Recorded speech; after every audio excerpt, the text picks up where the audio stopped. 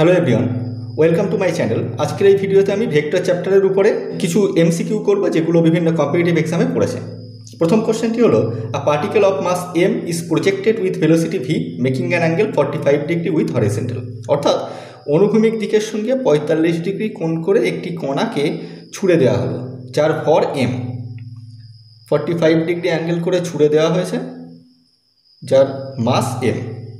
When the particle lands on the level ground, the magnitude of change in its momentum will be. যখন এটি মাটিতে land করবে তখন তার চেঞ্জ ইন মোমেন্টামটা কত হবে? তো যখন ছোড়া হবে তখন তার ভেলোসিটি থাকবে এইদিকে, যখন ল্যান্ড করবে তখন তার ভেলোসিটি থাকবে এইদিকে। এখন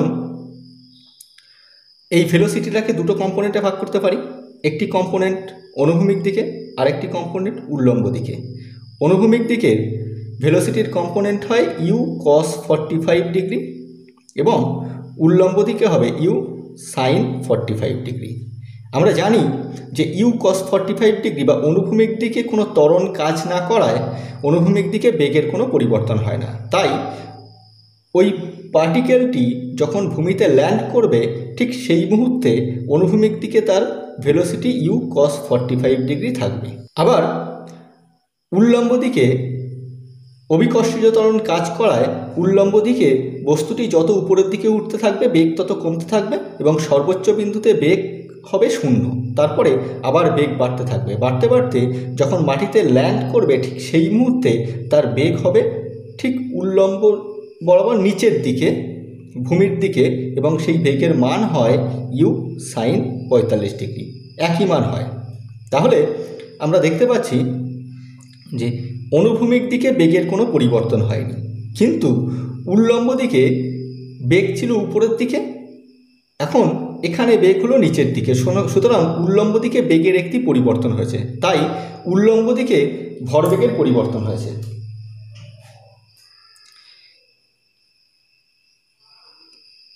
মনে করি এ বিন্দুতে ভরবেগ ছিল PI is equals to m u sine 45 degree is equals to m u by √2।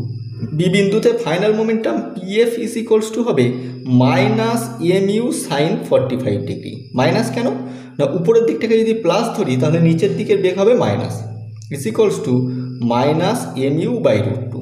তাহলে change in momentum delta p is equals to হবে m i PI minus PF is equals to 2 mu by √2 is equals to mu into √2। সুতরাং সঠিক উত্তর হচ্ছে option A. A particle has initial velocity 3 i cap plus 4 j cap and has acceleration 0.4 i cap plus 0.3 j cap its speed after 10 second. এখানে বলে দেওয়া হয়েছে velocity, initial velocity অর্থাৎ u is equals to 3 i cap plus 4 j cap, acceleration a is equals to 0.4 i cap plus 0.3 j cap এবং time t is equals to 10 second.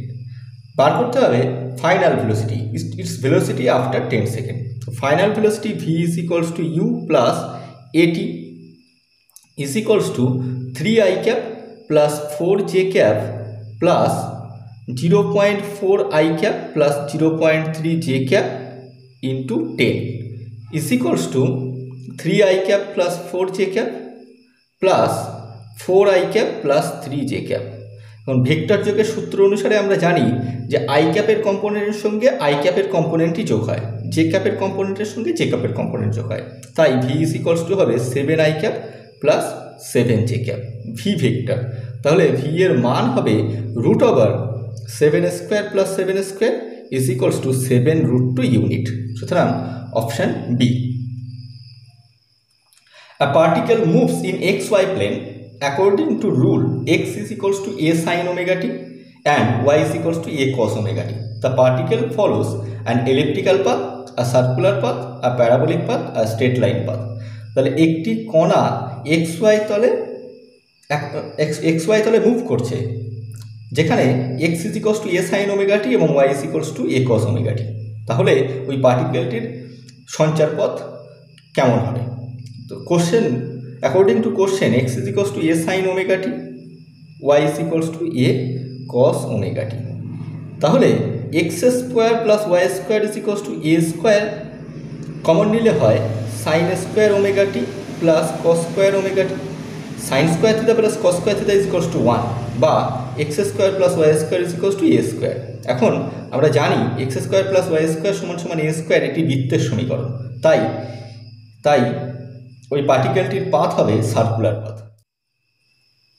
Question number 4, 6 vectors a through f have the magnitude and direction indicated in the figure। ছবিতে a থেকে f পর্যন্ত ভেক্টরের মান এবং দিক দেখানো হয়েছে। Which of the following statement is true? নিচের কোন স্টেটমেন্টটি ঠিক?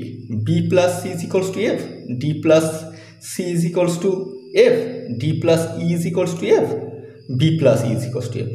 এক এক করে আমরা চেক করব।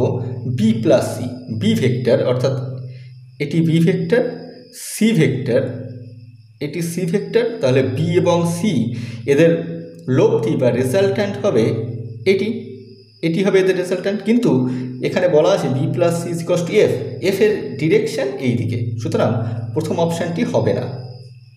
Second option D plus C, D অর্থাৎ উপরের দিকে D vector plus C vector, D plus C দুটি ভেক্টরের টেল যোগ করে দিলাম, তাহলে এই দুটো রেজাল্ট্যান্ট হয়, এটি হবে এই দুটো ভেক্টরের রেজাল্ট্যান্ট, কিন্তু এখানে এফ ভেক্টর আছে এই দিকে, সুতরাং এটিও হবে না।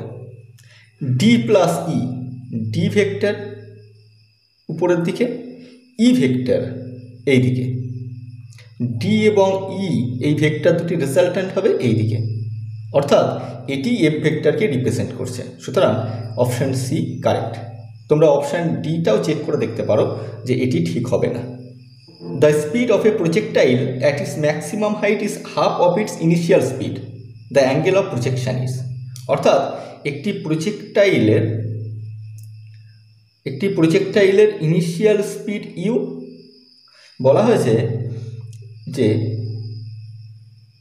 At it's maximum height, speed at it's maximum height, এর ম্যাক্সিমাম হাইটে স্পিড এর ইনিশিয়াল স্পিডের অর্ধেক। এখন আমরা জানি যে ম্যাক্সিমাম হাইটে ভেলোসিটি শুধুমাত্র হরিজন্টাল কম্পোনেন্টেই থাকে এবং সেটি হয় ইউ কস থিটা, যদি ওই পার্টিকেলটাকে ভূমির সঙ্গে থিটা অ্যাঙ্গেল করে ছোড়া হয়।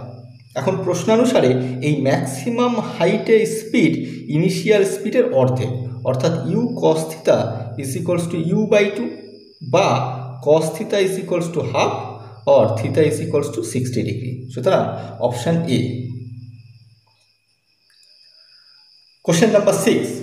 If the magnitude of sum of two vectors is equal to the magnitude of difference of two vector, the angle between this vector, অর্থাৎ দুটো ভেক্টর তাদের যোগফলের মান এবং বিয়োগফলের মান সমান হলে ভেক্টর দুটোর মধ্যবর্তী কোণ কত?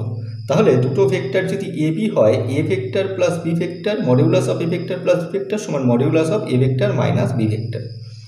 এখন ভেক্টর যোগের সূত্র অনুসারে আমরা জানি modulus of A vector plus B vector মানে root over A square plus B square plus 2ab cos theta, এবং বিয়োগফলের সূত্র আমরা জানি root over A square plus B square minus 2ab cos theta. দুদিকে স্কোয়ার করলে স্কোয়ার প্লাস বি স্কোয়ার কাটা যায় এবং যেটি দাঁড়ায় সেটি হবে 4ab cos theta is equals to 0, বা ab not is equals to 0, তাই cos theta is equals to 0 or theta is equals to 90 degree। অতএব ওই ভেক্টর দুটোর মধ্যবর্তী কোণ হবে 90 degree. Problem number 7, a ship is moving westward with a speed of 10 km/h। একটি জাহাজ পশ্চিম দিকে 10 km/ঘণ্টা বেগে চলেছে। And A ship 100 kilometre south of A, এবং আরেকটি শিপ বি যেটি 100 কিলোমিটার দক্ষিণে আছে এ জাহাজের, is moving northwards with a speed of 10 km/h। সেটি উত্তর দিকে 10 km/ঘণ্টা বেগে যাচ্ছে। The time after which the distance between them become shortest, কত সময় পরে তাদের মধ্যে দূরত্ব সব থেকে কম হবে। তাহলে প্রবলেমটা এখানে বোঝা যাক। উত্তর নর্থ, সাউথ, ইস্ট, ওয়েস্ট। একটি জাহাজ ওয়েস্টের দিকে চলেছে 10 km/h, ভেলোসিটি নিয়ে। মনে করি জাহাজটি পি বিন্দুতে রয়েছে এবং সেটি ভি এ ভেলোসিটি নিয়ে চলেছে। ভি এর ভ্যালু হচ্ছে 10 km/h। ঠিক ওই পি বিন্দু থেকে 100 কিলোমিটার দক্ষিণে এখানে আরেকটি জাহাজ আছে কিউ বিন্দুতে, যেটি বি জাহাজ। সেই বি শিপটি সেটিও 10√2 কিলোমিটার ভেলোসিটি নিয়ে উত্তরের দিকে চলেছে। সেটি তাহলে ভি বি, সেটি যার মান 10√2 কিলোমিটার, সেটি উত্তরের দিকে চলেছে। কত সময় পরে এই জাহাজ দুটির মধ্যে দূরত্ব সব থেকে কম হবে? তো ক্লোজেস্ট ডিস্টেন্স ক্যালকুলেশনের উপরে আমার একটি ভিডিও আছে, তোমরা চ্যানেলে গিয়ে দেখে নিতে পারো কিভাবে ক্লোজেস্ট ডিস্টেন্স নির্ণয় করতে হয়। ক্লোজেস্ট ডিস্টেন্স বার করার সময় আমরা একটি শিপকে স্থির রেখে তার সাপেক্ষে আরেকটি শিপের রিলেটিভ ভেলোসিটি বার করি।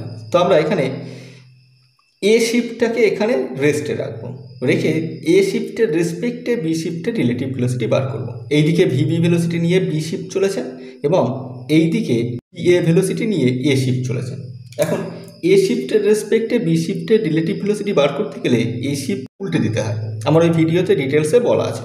তাহলে ইজ ইকুয়ালস টু এটা হবে মাইনাস বি এ ভেক্টর, এই দুটো রেজাল্ট্যান্ট যেটা সেটাই হবে ওই B A শিফটের রেসপেক্টে B শিফটের relative velocity. সেই রিলেটিভ ভেলোসিটিটা হবে তাহলে এইদিকে এবং সেই রিলেটিভ ভেলোসিটির মান কত হবে?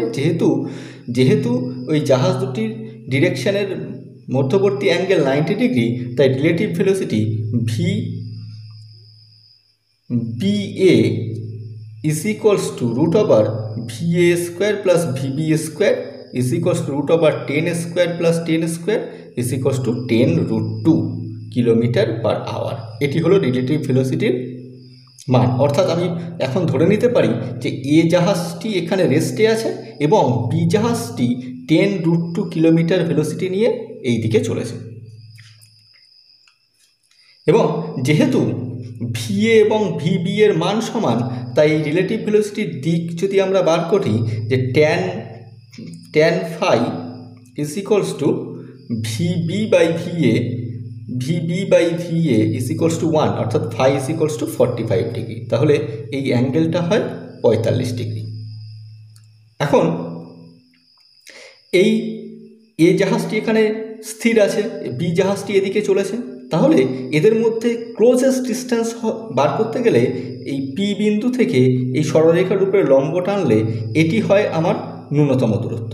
আর ন্যূনতম দূরত্ব অর্থাৎ বি জাহাজটি যখন আর বিন্দুতে পৌঁছাবে তখন ওই এ এবং বি জাহাজের মধ্যে দূরত্ব সর্বাধিক হবে। তাহলে বার করতে হবে ওই বি জাহাজকে আর বিন্দুতে পৌঁছাতে কত সময় লাগবে। তাহলে এই দিকে তো ওই বি জাহাজের ভেলোসিটি রিলেটিভ ভেলোসিটি 10√2 কিলোমিটার, এবং আমরা যদি কিউ আর এই দূরত্বের মানটা পেয়ে যাই, তাহলে এই দূরত্বকে ভেলোসিটি দিয়ে ভাগ করলেই টাইম পেয়ে যাব। এই দূরত্বটি কত? যেহেতু পি কিউ 100 কিলোমিটার এবং এই কোণটি 45 ডিগ্রি, তাহলে এই Q R is equals to, এটি ত্রিভুজ পি কিউ আর থেকে বলতে পারি এটি ভূমি, এটি অতিভুজ এবং এটি লম্ব। তাহলে ভূমি বাই অতিভুজ is equals to cos theta. তাহলে Q R is equals to P Q cos theta is equals to 100 into cos 45 degree মানে 1/√2, 100/√2 ইজ ইকুয়ালস টু 50√2 কিলোমিটার। তাহলে টাইমটা লাগবে T is equals to Q R by velocity 10√2 is equals to 50√2/10√2 is equals to 5 hours. সুতরাং ওই closest distance এ পৌঁছাতে time লাগবে 5 ঘন্টা। Problem number 8, the velocity of a projectile at the initial point A is 2i cap plus 3j cap.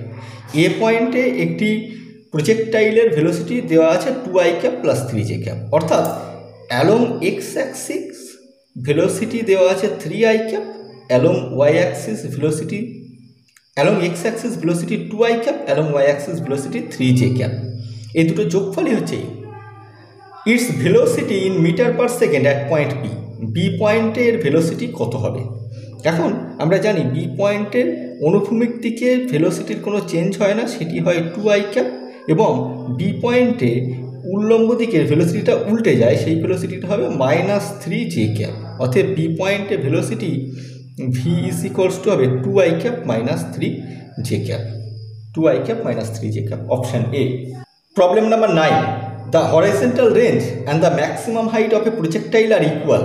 অর্থাৎ একটি প্রজেক্টাইলের horizontal range R is equals to H. The angle of projection of the projectile, প্রজেক্টাইলের angle of projection কত হবে? The R is equals to H.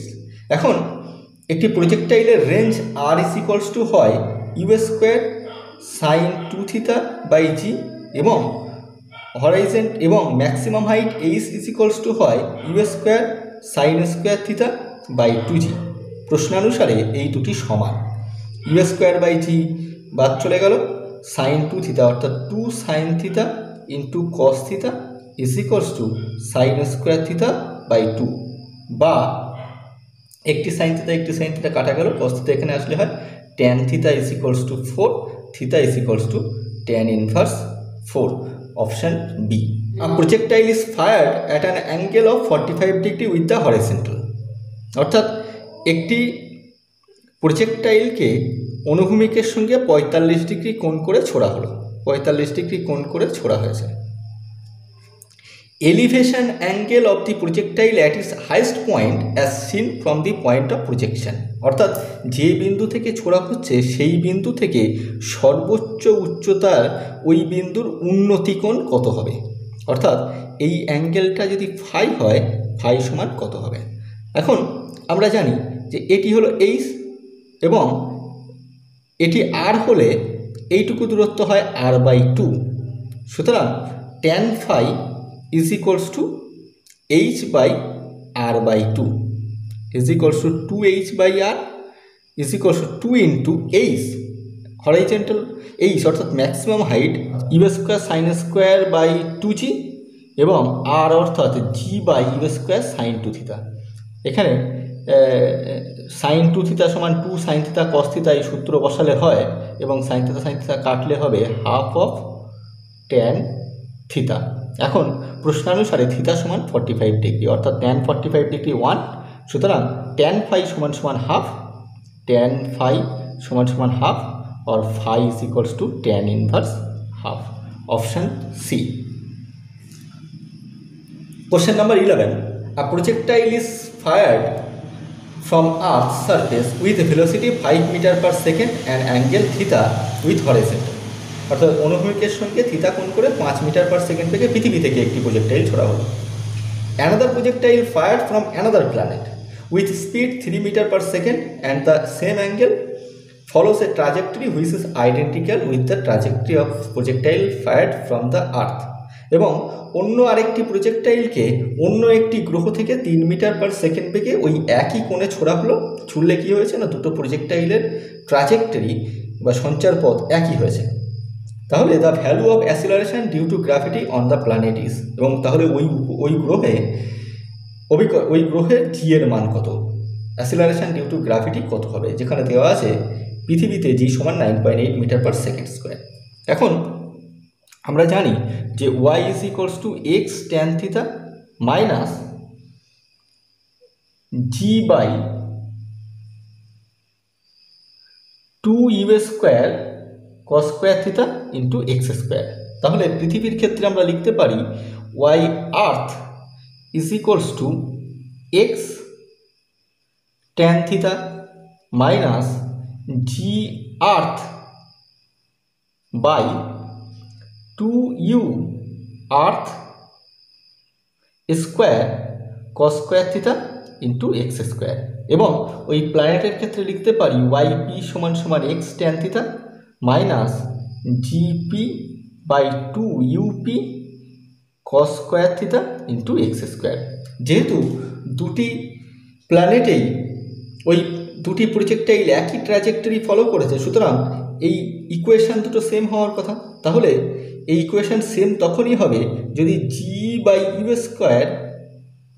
Is equals to gp/up square হয়। তাহলে ge/ue square is equals to gp/up square, বা GP is equals to UP square by UE square into GE. UP অর্থাৎ ওই প্ল্যানেটে প্রজেক্টাইলের velocity 3 square 9 by UE অর্থাৎ 5 square 25 is into 9.8 is equals to 3.5 metre per second square. Option A. তো আশা করি আজকের ভিডিওটি তোমাদের পছন্দ হয়েছে। একে লাইক শেয়ার অবশ্যই করো, চ্যানেলটিকে সাবস্ক্রাইব করো। নতুন ভিডিওর সঙ্গে দেখা হচ্ছে, ততক্ষণ পর্যন্ত take care and good by.